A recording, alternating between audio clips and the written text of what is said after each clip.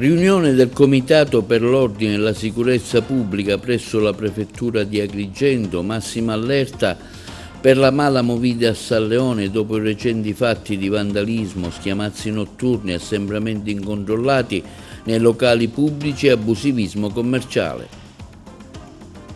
Positivo il bilancio del sistema informativo astuto del Corpo Forestale della Regione per la prevenzione degli incendi, 3.757 quelli registrati e oltre 30.000 metri quadrati quella relativa ai terreni agricoli. Visita del comandante regionale dei Carabinieri Ubaldo Del Monaco al comando provinciale di Agrigento. Vivo apprezzamento per l'alto spirito di sacrificio profuso dai militari dell'Arma nell'espletamento del loro servizio. Al via la manovra terre che interessa la regione siciliana raggiungerà un valore complessivo di 400 milioni di euro destinati per la massima parte a investimenti, servizi sociali e misure contro la povertà. Nota critica del parlamentare nazionale Davide Faraone per gli incassi del concerto del volo dello scorso 31 agosto e 1 settembre. Intanto il parco destina gli introiti a 5 associazioni benefiche agrigentine, a ognuno di loro andranno oltre 8.000 euro.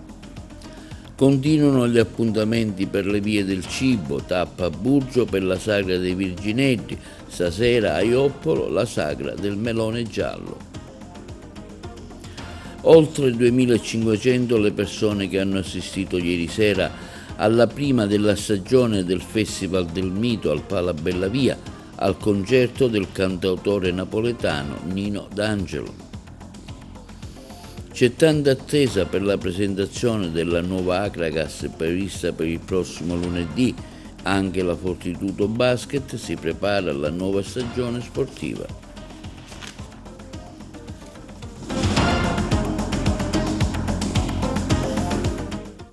Buongiorno, benvenuti con un nuovo appuntamento di oggi, 2 agosto, sabato, riunito il Comitato Provinciale per l'Ordine e la Sicurezza Pubblica presso la Prefettura. Focus su San Leone, fenomeni di mala movida, degrado urbano, sicurezza nei luoghi di ritrovo giovanile e abusivismo commerciale. Il servizio. Si è svolta presso la Prefettura di Agrigento una riunione del Comitato Provinciale per l'Ordine e la Sicurezza Pubblica presieduta dal prefetto Salvatore Caccamo alla presenza del sindaco di Agrigento Miccichè e dei vertici provinciali delle forze dell'ordine, i rappresentanti dell'amministrazione comunale e della polizia locale. Al centro dell'incontro la situazione dell'ordine pubblico nella frazione balneare di San Leone, che in questo periodo è stato teatro di fenomeni riconducibili alla cosiddetta mala movida, con episodi di vandalismo, schiamazzi notturni, assembramenti incontrollati nei pressi dei vari locali pubblici, nelle aree maggiormente frequentate dai giovani. Durante l'incontro è stata condivisa un'analisi approfondita degli episodi recenti, con particolare attenzione alle varie criticità legate all'abuso di alcol, alla diffusione di sostanze stupefacenti, al degrado ambientale conseguente ad un uso scorretto degli spazi pubblici. Un'attenzione particolare è stata sviluppata sui casi di commercio abusivo, con la presenza dei venditori ambulanti sul lungomare e nelle aree ad alta frequentazione. Queste attività non solo violano le norme sul commercio, ma contribuiscono al disordine, rappresentando un ulteriore fattore di degrado e di insicurezza. Al termine della riunione sono state concordate una serie di azioni operative, quali l'adozione di ordinanze sindacali con limitazione degli orari dell'apertura dei locali, divieto di somministrazione e vendita di alcolici ai minori. Regolamentazione di queste misure si affiancano i servizi interforze nelle aree più critiche, inclusi i controlli fiscali e amministrative sulle varie attività economiche irregolari, tra cui gli operatori economici che esercitano attività di intrattenimento e serate danzanti che organizzano eventi musicali. A tal proposito è stato disposto un piano di controlli mirati a verificare il rispetto delle autorizzazioni amministrative, dei titoli abilitativi l'osservanza delle norme di sicurezza nei luoghi di pubblico spettacolo, la regolarità dei sistemi di emissione sonora e quelle verifiche finalizzate a contrastare l'organizzazione di eventi non autorizzati o svolti in violazione alle leggi vigenti. Infine, un'attenzione specifica è stata posta con l'avvio delle procedure per l'applicazione del DASPO urbano, che serve ad allontanare i soggetti che si rendono responsabili di comportamenti violenti o molesti nei pubblici luoghi. Il prefetto Caccamo, a margine della riunione, ha dichiarato che la sicurezza urbana è un bene comune che va tutelato con fermezza senza rinunciare al dialogo con i giovani e gli imprenditori del territorio. San Leone, ha concluso Caccamo, deve poter tornare a essere luogo di socialità sana, turismo di qualità, senza degenerazioni e illegalità. Sono 3.757 gli incendi che si sono registrati in Sicilia da maggio a luglio 2025, hanno interessato 4.977 ettari di superficie boscata e 26.423 ettari di superficie non boscata. Sono alcuni dei dati che sono emersi dal sistema informativo astuto del Corpo Forestale della Regione Siciliana dall'inizio della campagna antincendio che ha preso il via il 15 maggio scorso. Per l'assessore Giusy Savarino è stata rafforzata la prevenzione e il presidio nei territori. Il nostro servizio. Sono 3.757 gli incendi registrati in Sicilia da maggio a luglio 2025, hanno interessato circa 5.000 ettari di superficie boscata e 26.000 ettari di superficie non boscata. Sono alcuni dei dati che sono emersi dal sistema informativo astuto del Corpo Forestale della Regione Siciliana dall'inizio della campagna antincendio che ha preso via lo scorso 15 maggio. Nelle giornate più critiche, tra il 24 e il 26 luglio, al numero 1515 del Corpo della Forestale sono pervenute 4.843 segnalazioni sulle 40.000 complessive gestite dall'inizio della campagna antincendio da parte delle 9 sale operative provinciali degli ispettorati dipartimentali.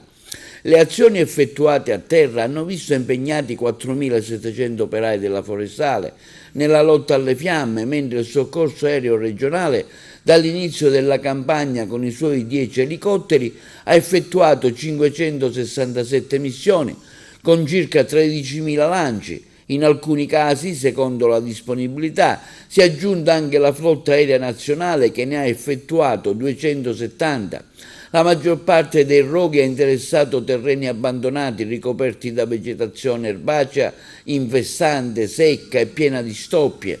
Si tratta spesso di terreni privati i cui proprietari non hanno rispettato le ordinanze comunali di ripolitura. Le aree colpite saranno esaminate e perimetrate attraverso specifici rilievi tecnici da parte del Corpo della Forestale per l'aggiornamento del catasto incendi. A dirigere le operazioni di spegnimento sono stati i 204 DOS, direttori operazioni di spegnimento del Corpo della Forestale della Regione, ai quali si sono aggiunti a supporto i 9 DOS dei Vigili del Fuoco messi a disposizione dalla Regione grazie a un'apposita convenzione. Il Corpo Forestale ha gestito e compilato 535 richieste di intervento aereo, di cui 371 a carattere regionale e 164 nazionali. Ringrazio il Corpo della Forestale che ha coordinato le operazioni di spegnimento dei roghi, preziosi operai forestali, la Protezione Civile e i suoi volontari, i Vigili del Fuoco tutti, ha dichiarato l'assessore al territorio e ambiente e l'agrigentina Giusy Savarino per l'impegno e l'abnegazione che hanno dimostrato nel fronteggiare quest'ultimo drammatico ciclo di incendi che ha colpito l'isola, contribuendo in modo decisivo a evitare e dilagare il fuoco, soprattutto possibili eventuali vittime. I nostri boschi, conclude la Savarino, sono messi in pericolo da incendi nati in aree incolte, spesso in terreni privati, procurando una ferita profonda al paesaggio, alla biodiversità, alla sicurezza della collettività. Il comandante della Regione Carabinieri Sicilia, generale di brigata Ubaldo Del Monaco, ha fatto visita al comando provinciale dei Carabinieri di Agrigento, ove è stato ricevuto dal comandante provinciale colonnello Nicola De Tullio. Il servizio. Il comandante della Legione Carabinieri Sicilia, generale di brigata Ubaldo Del Monaco, ha fatto visita al comando provinciale Carabinieri di Agrigento, dove è stato ricevuto dal comandante provinciale colonnello Nicola De Tullio. L'incontro si è aperto con il saluto al personale in servizio presso il comando provinciale, tra cui gli ufficiali della provincia, una rappresentanza dei comandanti di stazione, dei reparti speciali dell'Arma.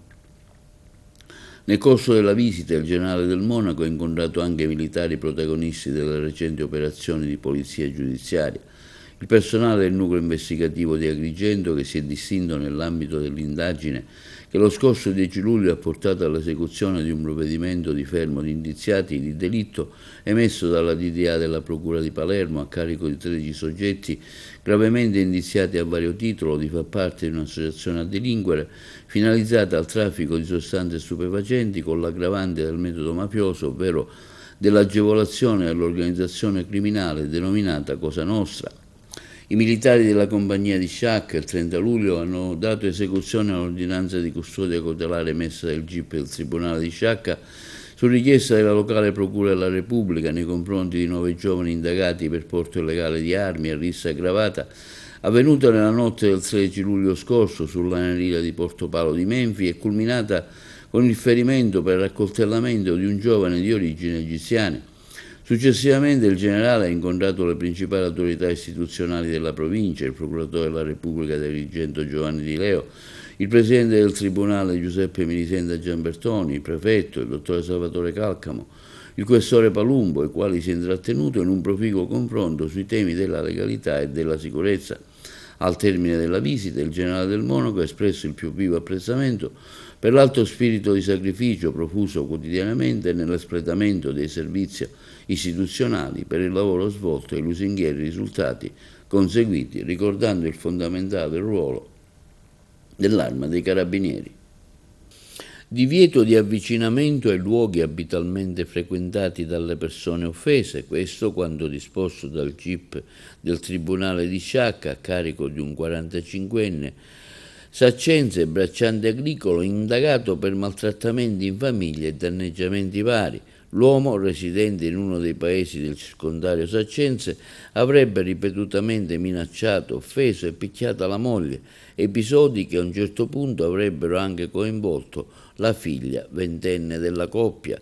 Dopo la denuncia formalizzata dalla donna a carico del marito, è arrivato il provvedimento cautelare. A far scattare l'indagine è stata la denuncia presentata dalla vittima, spaventata che potesse accadere qualcosa di grave sia a lei che alla figlia. Il 45enne non potrà più avvicinarsi ai luoghi frequentati dalle persone offese e dovrà stare a una distanza minima di 500 metri. Giudizio immediato per il reo confesso Stefano Argentino, autore del femminicidio di Sara Campanella, la studentessa di 22 anni originaria di Misilmeni. Il fatto, ricordiamo, che è avvenuto a Messina. Ce ne parlano i colleghi di Trapani. Stefano Argentino già da ottobre studiava su internet quali parti del corpo di Sara Campanella colpire. Sul cellulare aveva anche una foto della struttura anatomica della gola, mentre sul PC pare avesse una foto della ragazza, tutta scarabocchiata, e sotto la foto aveva scritto «Ti ucciderò». Sono alcuni degli elementi emersi dalle indagini che hanno portato, pochi giorni addietro, la procura guidata da Antonio D'Amato con i sostituti Marco Calamonici e Alice Parialò a chiedere il giudizio immediato per Stefano Argentino, contestando le aggravanti dell'aver agito per motivi abietti e futili, con crudeltà e premeditazione.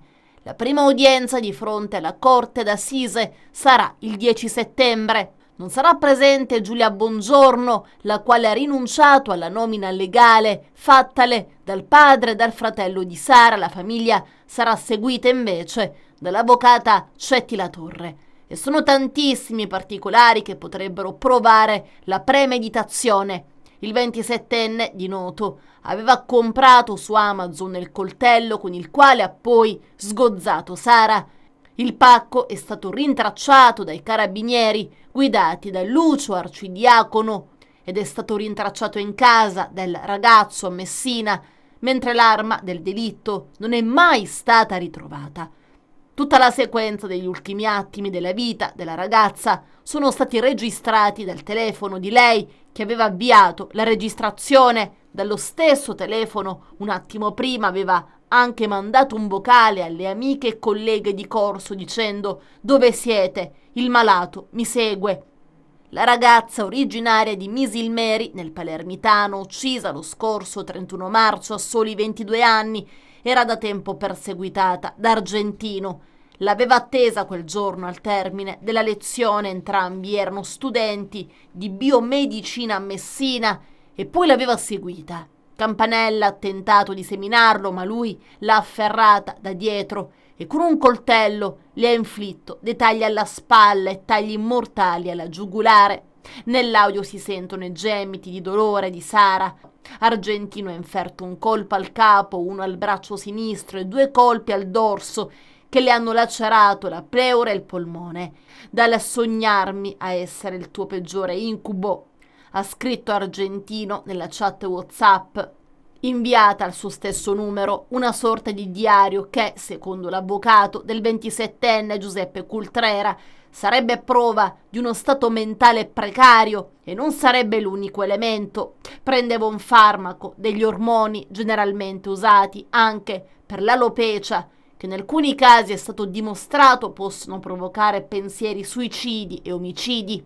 Il GIP Eugenio Fiorentino ha però rigettato la richiesta di perizia psichiatrica. Quando ha rigettato non era ancora a conoscenza del farmaco. «Chiederò nuovamente la perizia», intanto sottolineato Cultrera.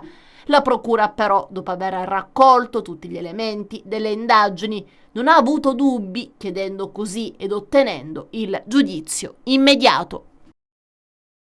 Il presidente della regione siciliana, Renato Schifani, ha dichiarato che la cosiddetta manovra terre, sommando i 50 milioni stanziati a giugno e quelli approvati di recente, raggiungerà un valore complessivo di 400 milioni di euro. Le risorse saranno destinate prevalentemente a investimenti, interventi nel sociale e misure contro la povertà. Ce ne parlano i colleghi di Palermo.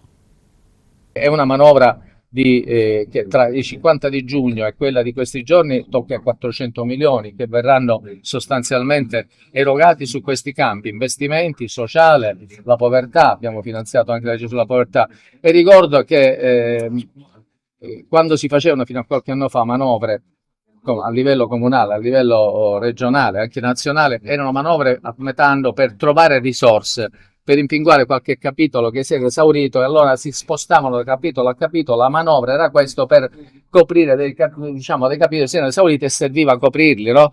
Invece, e quindi per tappare buchi, voglio dire, involontari. Qui è cambiata la linea, perché da 2 anni che noi facciamo una manovra espansiva, cioè che eroga, che amplifica i capitoli, che ne crea addirittura di nuovi come la videosorveglianza ed altro. Quindi il trend non è il nostro, ma è oggettivo, è quello sotto gli occhi di tutti, che oggi come manovra si parla in termini positivi. Fino a qualche anno fa si parlava in termini negativi, nel senso che l'economia andava in maniera diversa, evidentemente per tanti fattori, ma parlo di manovra a livello comunale, regionale. Quindi oggi come oggi, quando si parla di manovra e variazioni di bilancio, naturalmente queste variazioni hanno il segno più, mentre prima, in passato, le variazioni di bilancio avevano il segno meno.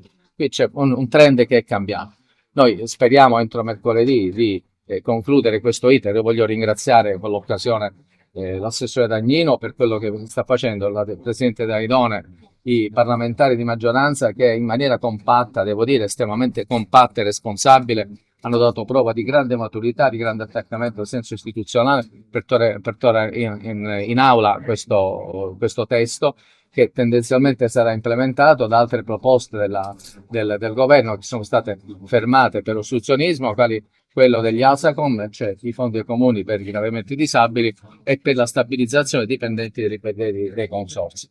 Questo è un impegno del governo, proveremo, naturalmente inseriremo in aula. Certo, se ci sarà ostruzionismo noi insisteremo perché sono temi questi che sono rimasti fuori, ma sono rimasti fuori perché per trattare gli emendamenti aggiuntivi occorreva l'intesa tra tutte le forze politiche, non c'è stata e quindi siamo stati costretti a ritirarli non per nostra scelta, ma perché non vi erano i tempi. In aula naturalmente torneremo a ribadire l'approvazione di questi test e confido sul fatto che l'opposizione su temi come questi faccia la propria parte. Davide Faraone, parlamentare nazionale di Italia Viva, interviene sui ricavi del concerto del volo che si sono dimezzati per biglietti regalati.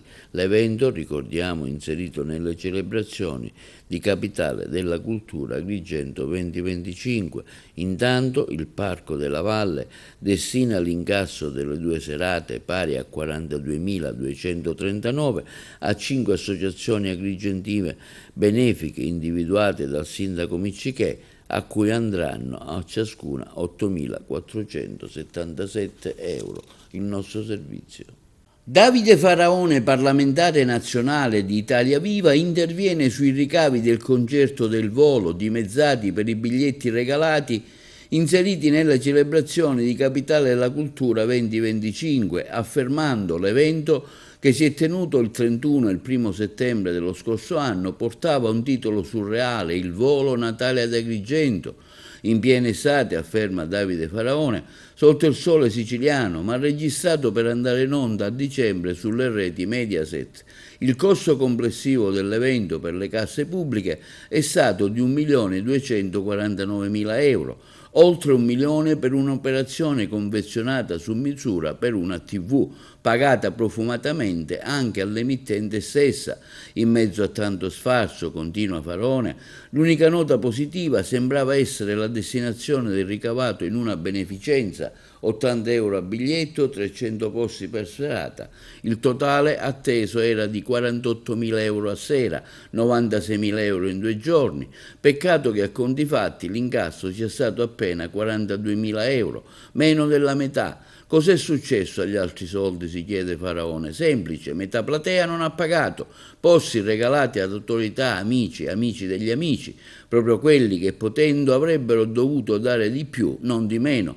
E dire che all'epoca il presidente della regione Schifani e il sindaco di Agrigento Miccichè giurarono solennemente niente favoritismi, pace se gli spettatori, dal momento che l'evento sarebbe stato trasmesso in TV a Natale, sono stati costretti a presentarsi imbacuccati nonostante l'afa estiva. Questa storia non è solo ridicola, non certifica solo uno spreco, è soprattutto l'emblema di una certa cultura del potere che usa il denaro pubblico per farsi bella e poi predica moralità agli altri.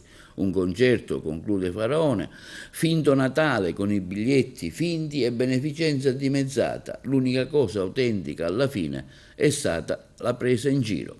Su tale evento, intanto, il Parco archeologico e paesaggistico della Valle dei Templi di Agrigento, con determina a firma del direttore Roberto Sciarratta, ha disposto la liquidazione di 42.239 euro, la somma al netto delle tasse e dei diritti della SIAE e il ricavato della vendita dei biglietti in occasione appunto del concerto Il Volo Time al Tempio della Concordia, da donare equamente, come su indicazione del Presidente della Regione Schifani, ad associazioni benefiche operanti nel territorio, che sono state individuate direttamente dal sindaco di Agrigento Miccichè.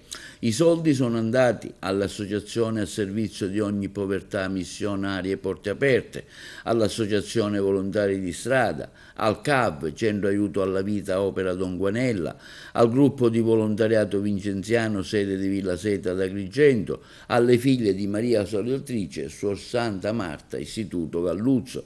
A ciascuna delle 5 associazioni saranno quindi donati 8.477 euro. Il sindaco di Agrigento Miccichè ha commentato: tale iniziativa è un esempio concreto di come la cultura possa generare valore e non solo simbolico ma anche sociale. La scelta di destinare il ricavato del concerto del volo alle associazioni che ogni giorno operano con dedizione al fianco dei più fragili è un atto di grande sensibilità e responsabilità. e sulla chiusura del liceo Politi di Agrigento interviene oggi l'amministrazione comunale. Il servizio. Nel corso della conferenza stampa fatta dal presidente del Libero Consorzio di Agrigento Giuseppe Pendolino, l'ingegnere Di Carlo, responsabile del settore infrastrutture provinciali, ha annunciato la chiusura della sede del liceo Politi di Agrigento, sita in via Crone, e il conseguente spostamento nei locali dell'ex Istituto Tecnico Foderà per motivi di sicurezza e incolumità pubblica. Per tale fatto sono intervenuti oggi il sindaco di Agrigento Francesco Miccichè, l'assessore ai lavori pubblici Gerlando Principato, l'assessore alla pubblica istruzione Gioacchino Alfano, affermando: abbiamo appreso con preoccupazione la notizia della chiusura del liceo Politi di via Crone per problemi di staticità. A seguito dell'annuncio e su impulso del sindaco si è tenuta una riunione urgente a Palazzo dei Giganti, alla quale hanno preso parte il presidente del Libero Consorzio Comunale di Agrigento Giuseppe Pendolino e il dirigente capo del settore sesso lavori pubblici del comune Alberto Avenia, il presidente del Consiglio Comunale Giovanni Civiltà e l'assessore alla polizia locale. Nel corso dell'incontro l'ingegnere capo del comune ha riferito che la documentazione tecnica relativa alla situazione dell'edificio è stata trasmessa dagli uffici del Libero Consorzio in data 30 luglio, pertanto sarà a cura degli uffici comunali prenderne visione approfondendo i contenuti nel suo dettaglio.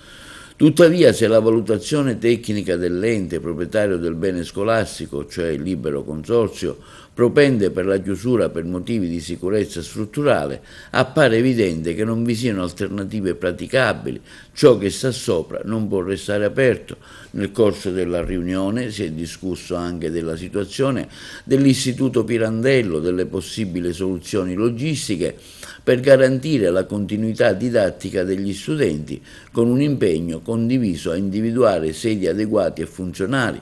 Una nuova riunione di aggiornamento è già stata programmata in tempi brevi per definire operativamente le misure da adottare. L'amministrazione comunale di Agrigento continuerà a seguire con la massima attenzione l'evolversi della situazione, ribadendo l'importanza strategica dell'edilizia scolastica quale priorità per la tenuta del tessuto urbano, sociale e culturale della nostra comunità. E a Burgio si è rinnovato ieri sera l'appuntamento con la Sagra dei Virginelli, è una delle tappe del circuito delle vie del cibo di lunga vita organizzato dalla SMAP di Pivona.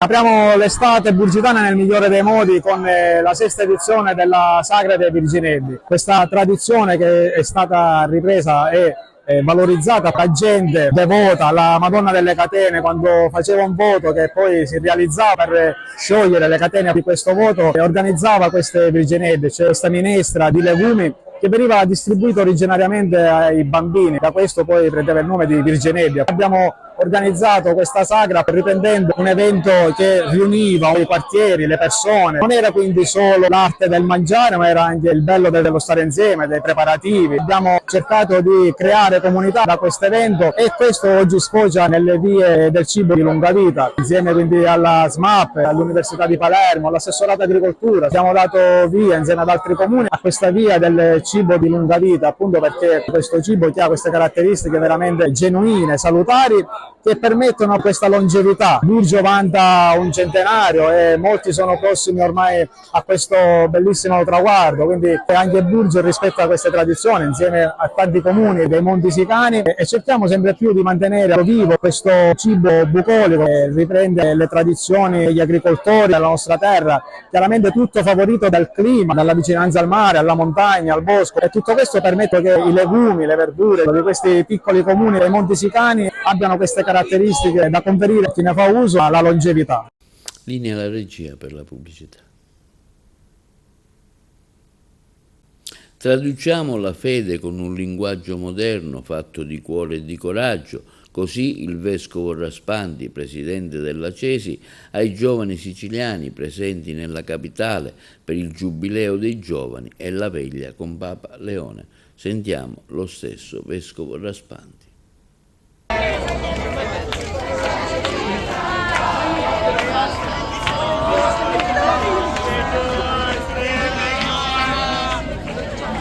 Siamo contentissimi di essere insieme. Io ho raggiunto i nostri cari giovani. Fra poco in questa chiesa alle mie spalle faremo una piccola chiacchierata. Forse loro saranno a dirmi qualcosa di come stanno vivendo.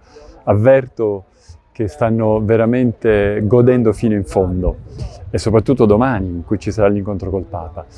E speranza e voglia di andare fino in fondo nell'incontro con Gesù, perché non siamo noi uomini a poter fare crescere e sviluppare nel cuore di tutti i giovani l'amore per Cristo, e dunque con tutte le conseguenze che questo porta, cioè vivere nella vita quotidiana, nel lavoro, nell'amore, nella famiglia, nei figli, nelle relazioni sociali, vivere ed incarnare la presenza di Gesù nel mondo, che è presenza che dà fiducia, speranza, salvezza. E questo che spero accada nel cuore di tutti i nostri ragazzi, incontrare ancora una volta Gesù e stringere sempre di più un'amicizia e un dialogo quotidiano con Lui. Andiamo avanti e sono curioso di ascoltarli. Se è il centro della nostra vita, se ancora di più siamo chiamati a portarlo in un mondo che non crede, con linguaggi nuovi, con comportamenti.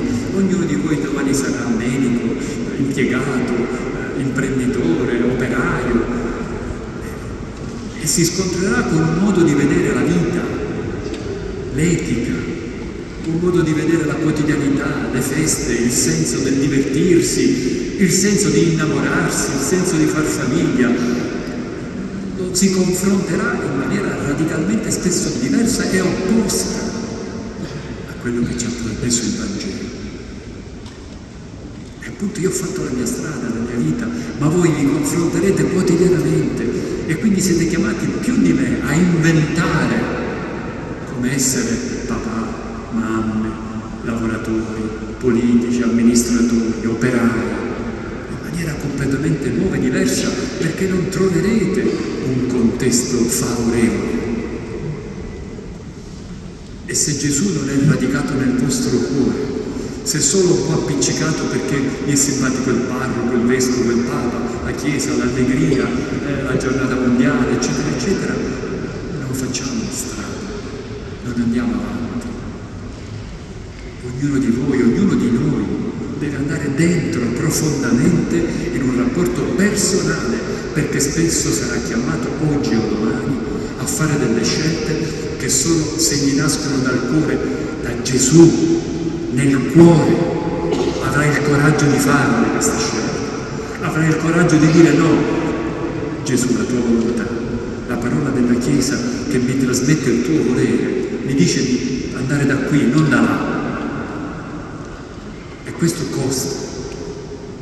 A me non costava nulla a scuola essere cattolico. Oggi so che a molti di voi costa dichiararsi credenti. E per questo io ammiro voi. Nella vostra classe o nella vostra aula universitaria o nel vostro posto di lavoro sapete che molti forse si dichiarano, forse la maggioranza, che non ci credono e dicono anche peste e corna di noi Chiesa.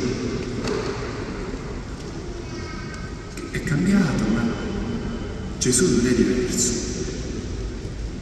Ecco perché mi sembra che la sfida, il Santo Padre ci ha dato questo bel richiamo: introdurre i fedeli, introdurre tutti noi a un rapporto personale, ad andare a fuoco. Papa disse l'altro giorno: vi possono togliere tutto, i soldi, le strutture, le belle cose, non vi possono mai togliere Gesù nel cuore, i poveri che potete assistere, gli ammalati che potete visitare, le opere di carità che potete continuare a compiere. È stata una serata ricca di emozioni, riflessioni e bellezza, andata in scena quella di ieri al Palazzo Comunale di Agrigento, dove si è svolta la cerimonia di premiazione dei concorsi fotografici Mandorlo in Fiore e San Calogero, ideati e portati avanti dal giornalista Domenico Vecchio. È stato un evento partecipato e apprezzato che ha saputo mescolare linguaggi e sensibilità differenti, dalla fotografia alla musica fino al racconto del territorio attraverso testimonianze, premi e dialoghi. Le immagini in concorso, più di 770 tra Mandorlo e San Calogero, hanno fatto da scenografia dinamica alla premiazione. I vincitori sono stati selezionati da una qualificata giuria tecnica. Accanto ai premi fotografici anche la cerimonia con la consegna del riconoscimento Orgoglio Siciliano Oltre Confine, assegnato a 5 figure simbolo dell'eccellenza agrigentina nel mondo. A chiudere la serata l'esibizione del gruppo Folchi Fiori del Mandorlo, che rappresenteranno l'Italia allo Shanghai Tourism Festival 2025. E nell'ambito delle manifestazioni dell'estate di Oppolo Giancaxio si terrà stasera e domani la tanto attesa Sagra del Melone Giallo, che prevede degustazioni di piatti a base di melone giallo, sapore al melone, arte dei luoghi, storie di cibi, i cortili del gusto, spettacoli e animazione. Circa 2500 le persone che hanno assistito ieri sera al primo evento del cartellone estivo, che si è tenuto nella nuova struttura allestita all'interno dello Sport Village. La tappa del tour I miei meravigliosi anni '80 del cantautore napoletano Nino D'Angelo. Il prossimo appuntamento sarà con Brunori SS l'11 agosto. Vi proponiamo uno stralcio del concerto di Nino D'Angelo.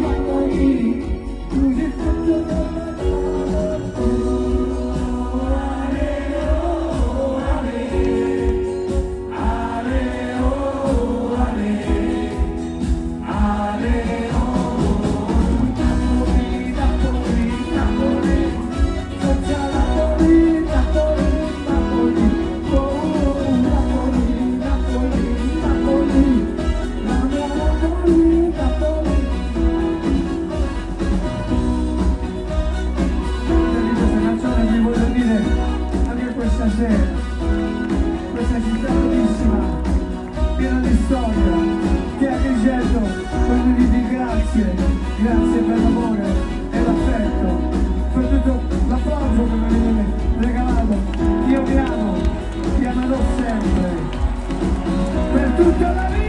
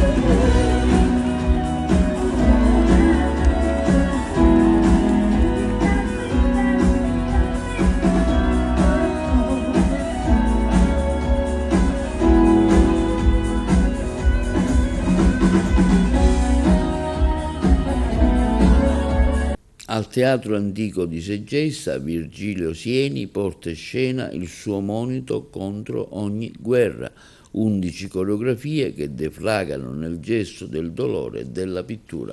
Ce ne parlano i colleghi di Trapani.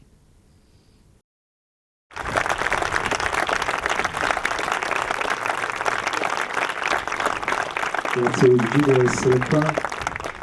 molto emozionante averti qui al Segesta Teatro Festival. Sei stato già qua 2 edizioni fa, mi pare, e ci tenevo molto alla tua presenza e a portare anche questo spettacolo. Queste pietre ci precedono, e non solo di qualche anno, ma di millenni e anche di più, per cui la pietra, come tutti i materiali viventi, così anche la pietra, ci rammenta la nostra provenienza. Noi non siamo i padroni nel mondo, noi siamo ospitati dal mondo, per cui stare qui ci rammenta proprio una postura assolutamente da ascoltare oggi come oggi, rispetto per tutti quelli che sono gli elementi della natura e della memoria.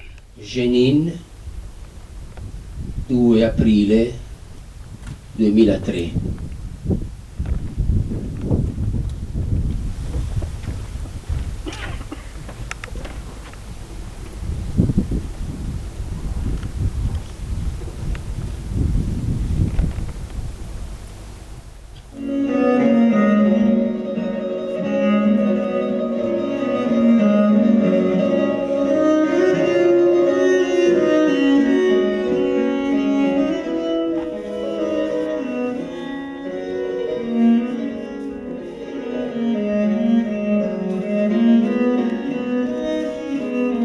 Tutte le volte che ci troviamo immersi in una dimensione così estremamente sorgiva, non possiamo altro che rammentarci del nostro passaggio e del rispetto che dobbiamo rivolgere a tutti gli elementi della natura e a tutta la materia vivente, che ovviamente non sono solo gli uomini, ma sono gli animali, le piante, la dimensione anche immateriale, le rocce, tutto vive.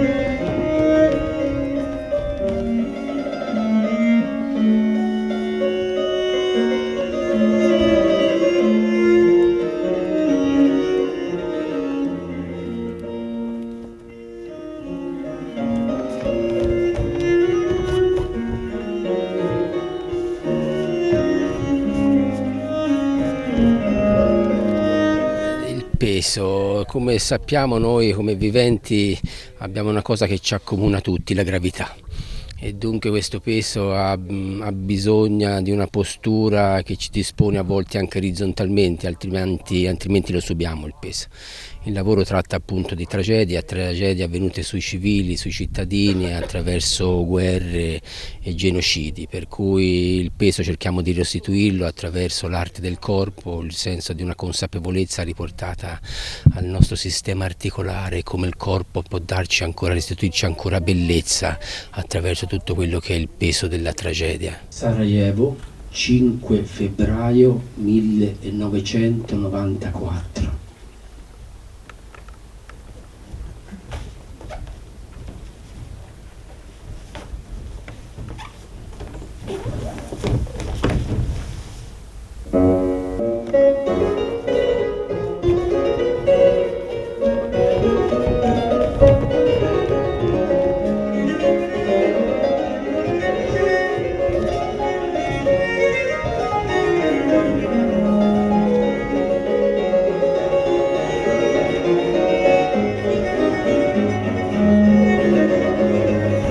Di fronte al dolore degli altri, il titolo dello spettacolo di questa sera nasce nel 2006, all'indomani di un ciclo di stragi avvenute appunto sui civili in quel periodo lì, negli anni 90 e 2000. E devo constatare, questo è il 4º cast, e devo constatare che ogni volta che lo riprendiamo il tema purtroppo è sempre attuale, o meglio è una situazione che ci richiamerebbe sempre a un'urgenza che richiede ai cittadini di essere vigili, pronti a non chiudere gli occhi su quello che sta accadendo veramente a un'ora da casa nostra.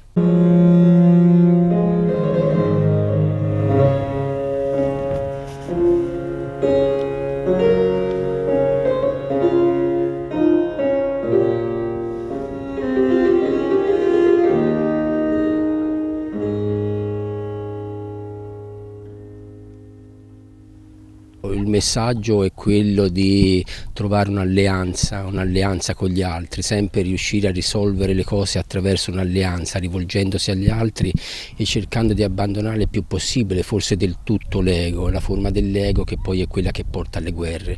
Quindi rivolgersi agli altri in ogni atto e creare forme di alleanza per costruire sempre una nuova comunità. Ecco, il corpo questo lo può fare.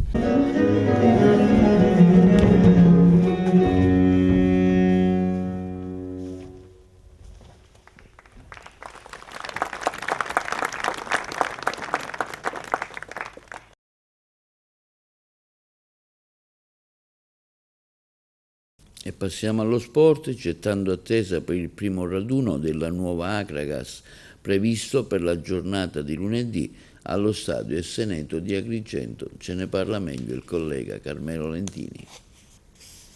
Ufficializzato per lunedì prossimo 4 agosto a partire dalle ore 17 allo stadio Esseneto il ritiro precampionato della nuova Akragas targata Salvatore Laporta. Abbastanza ricco il roster messo a disposizione del tecnico Sebi Catania. Si inizierà con un incontro con la società, poi le visite mediche e quindi i primi esercizi fisici come fase preparatoria. Accanto al tecnico lentinese il DS Tino Longo che sta curando la scelta della nuova rosa. A questo primo raduno hanno assicurato la loro presenza i difensori Alfonso Cipolla, Alexander Noto, Michele Fragapane, il portiere Denis Sansone, l'esterno Stefano Piazza, poi gli attaccanti Silvio Tripoli e Beppe Golle Gambino, i centrocampisti e l'argentino Cristian Jama, Giuseppe Marchica, Charles King e il centrocampista Dailan Rosario Rizzo. Potrebbe esserci anche l'attaccante esterno sinistro Luca Ficarola, ex Palermo. Sarà una rosa composta da 20 calciatori e di ora in ora si prospettano altre novità e ciò potrebbe avvenire entro Ferragosto. E tante le novità anche per la Fortitudo Moncada in vista della prossima stagione sportiva. I dettagli del collega Lentini. Siamo ai dettagli in casa Fortitudo Moncada in vista della prossima stagione agonistica 2025-2026. Ha acquisito il sì del coach Davis Cagnardi che avrà come secondo il riconfermato Paolo D'Angelo. Ha definito nelle ultime settimane il roster che metterà a disposizione del nuovo tecnico biancazzurro, che è di ritorno a dire il vero dopo un paio di stagioni lontano da Agrigento dai tifosi biancazzurri, che non hanno mai smesso di incitarlo, neanche nel corso delle successive esperienze professionali avuto con Cantù e Virtus Bologna.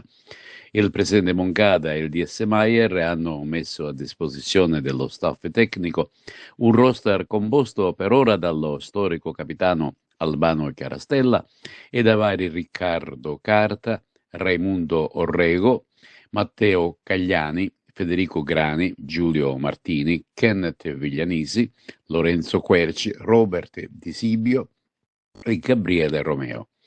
Intanto la Lega di Serie B ha diramato i calendari che partiranno il 20 settembre. La Fortitudo Moncada da Agrigento, inserita nel girone A, esordirà sul campo di Piacenza contro l'Assi Geco. E questo è tutto per TV Notizie di oggi. Vi ricordiamo che i nostri programmi si possono vedere in tutta Italia sul canale 268 del digitale terrestre per chi ha le smart TV, in streaming sul sito www.televideagrigento.tv e il telegiornale sul canale 93 di Video Sicilia alle 15 alle 20 con replica la mattina alle 9. Inoltre i nostri servizi si possono visionare sul canale YouTube di TVA Televideo Agrigento. E questo è tutto e vi auguriamo un buon fine settimana.